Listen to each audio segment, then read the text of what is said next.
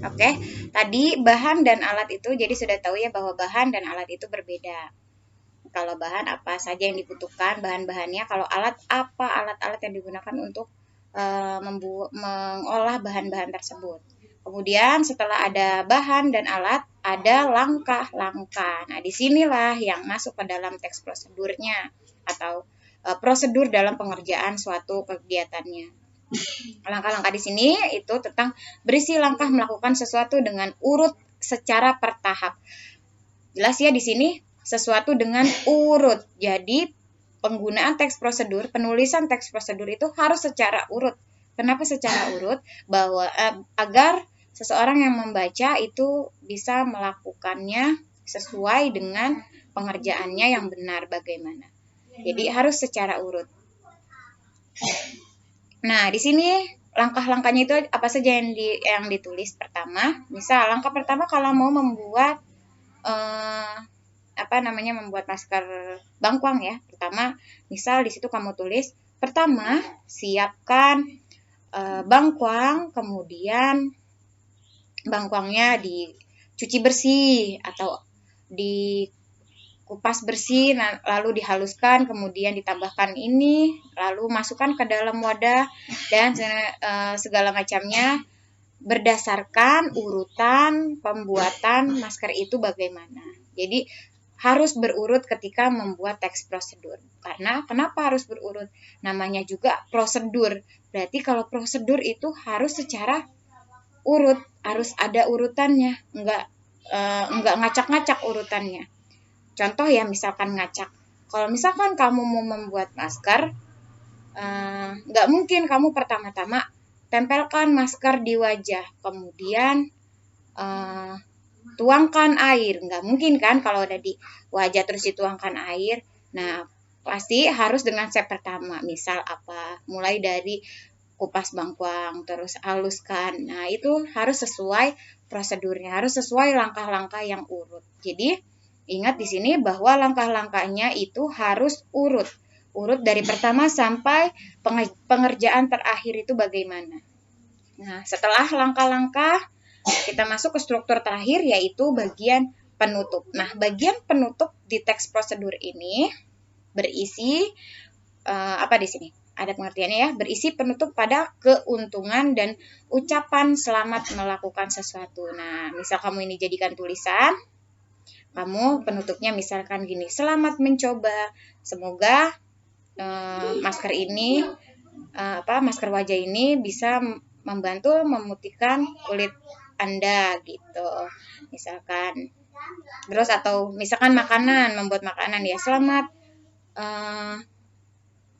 selamat mencoba dan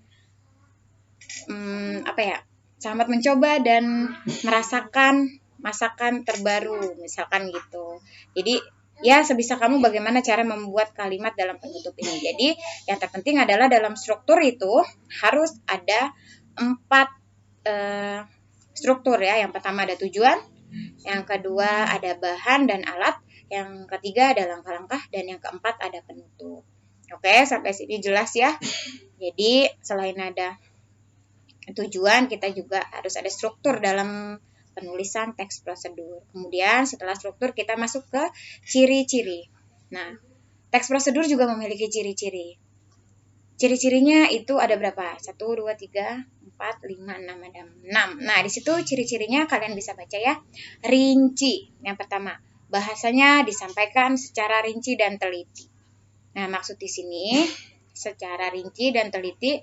Kenapa harus disampaikan seperti itu, secara itu?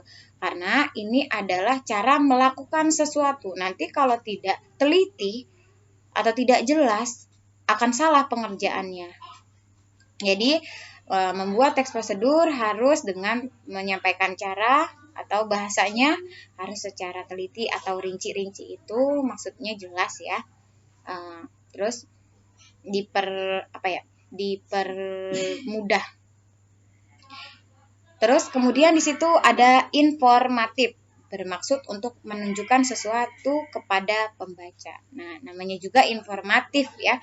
Informatif itu sama dengan informasi. Jadi, maksud di sini teks prosedur ini menunjukkan sesuatu kepada pembaca atau memberikan informasi kepada pembaca yang tadinya tidak tahu, misalkan cara membuat masker bangkuang bagaimana. Akhirnya tahu setelah membaca teks prosedur cara membuat masker bangkuang. Itu contoh ya. Terus kemudian di situ ada objektif, tidak berpihak pada satu sisi.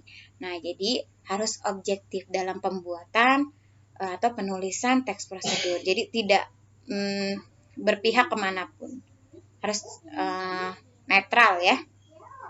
Terus kemudian di situ ada berisi langkah-langkah yang berkelanjutan. Maksudnya di sini langkah-langkah berkelanjutan adalah langkah-langkah yang harus sesuai atau yang tadi Ibu bilang harus berurut langkah-langkahnya, enggak loncat-loncatan. Yang tadinya ada di awal harus di awal, tidak bisa pindah ke akhir, atau yang tadinya ada di tengah tidak bisa dia naik ke atas atau di bagian terakhir, nggak bisa. Jadi itu harus langkah-langkahnya harus secara berurutan, berkelanjutan. Jadi harus berkaitan satu sama lain. Dari mulai pertama, tengah-tengah, hingga akhir, penutup. Nah, kemudian disertai penjelasan yang logis. Nah, logis di sini berarti masuk akal penjelasannya ya. Terus yang terakhir ada akurat. Akurat di sini berarti memang benar begitu cara menggunakan atau pengerjaannya seperti itu. Jadi harus benar, akurat, harus benar-benar gitu. Pengerjaan memang seperti itu pengerjaannya. Oke. Sampai sini penjelasan mengenai teks prosedur ya. Nanti akan Ibu lanjutkan lagi untuk mengenai penjelasan teks prosedur tentang kaidah kebahasaannya, terus kemudian macam-macamnya atau jenis-jenisnya, nanti itu akan Ibu bahas. Jadi untuk pertemuan minggu ini Ibu bahas berapa ya? 4 dulu, mulai dari pengertian, tujuan, struktur, dan ciri-ciri. Mudah-mudahan apa yang Ibu sampaikan ini bermanfaat buat kalian dan kalian bisa memahami. Nanti untuk absen langsung ke Google Classroom ya, absennya di Google Classroom. Kemudian seperti biasa itu absennya ada di Google Classroom. Terus apalagi nanti akan ada tanya jawab, tapi nanti di ini ya tanya jawabnya di WhatsApp aja di grup kita. Nanti yang bertanya langsung Ibu masukin ke nilai. Jadi untuk seputar pembahasan tentang teks prosedur sampai sini dulu. Nah, jadi Ibu kasih penjelasan itu bukan berarti teks prosedur itu hanya membuat hanya membuat tentang masker bangkuang, bukan seperti itu, tapi itu hanya contoh dari sebagian besar cara pembuatan teks prosedur ya. Jadi itu cuma contoh. Nanti kita akan praktek juga. Sebenarnya sih kalau memang kita harus, kalau tadinya Ibu mau mengadakan praktek di kelas gitu. Jadi karena memang kita keadaannya lagi tidak bisa masuk sekolah, nanti kalian akan praktek sendiri-sendiri, tidak berkelompok ya. Harus sebenarnya ini berkelompok agar tidak terlalu rumit. Nah, jadi sudah paham ya mengenai teks prosedur. Teks prosedur sekali lagi Ibu bahas bahwa itu adalah segala sesuatu yang dikerjakan menggunakan langkah-langkah. Bukan hanya bikin masker wajah doang tadi ya, tapi misalkan masak tumis kangkung, misalkan cara membersihkan case handphone, terus cara mengisi pulsa ponsel bagaimana. Nah, itu ada cara-caranya. Pokoknya segala sesuatu kegiatan yang bentuknya ada step atau langkah-langkah itu bisa dijadikan teks prosedur. Ya, jadi seperti itu. Nanti kalau misalkan kalian ada yang kurang jelas, Ibu akan buka sesi tanya jawab di grup WhatsApp. Jadi untuk pertemuan kali ini Ibu akhiri. Wassalamualaikum warahmatullahi wabarakatuh.